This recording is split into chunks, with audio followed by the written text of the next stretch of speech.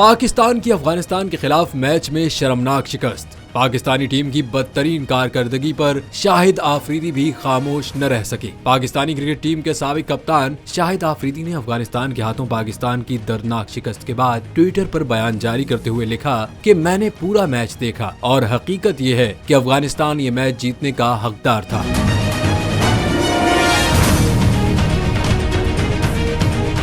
दूसरी जानिब पाकिस्तानी टीम के मुसलसल 3 मैचेस हारने के बाद न सिर्फ पाकिस्तानी खिलाड़ियों की तनख्वाहों में इजाफे पर बल्कि उनके फिटनेस टेस्ट पर भी सवालात उठाए जा रहे हैं, क्योंकि पाकिस्तानी टीम की तनख्वाहों में हाल ही में 200% इजाफा किया गया है। यही नहीं, पाकिस्तानी टीम के साबिक कप्तान और फास्ट बॉलर वसीम अकरम ने निजी टीवी प्रोग्राम में इंकशाफ किया कि इन खिलाड़ियों के 2 साल से फिटनेस टेस्ट भी नहीं किए गए हैं। इस सूरत हाल में पाकिस्तानी टीम की इस तरह की कारकर्दगी की वजह से उन्हें मजीद तनकीद का सामना करना पड़ रहा है।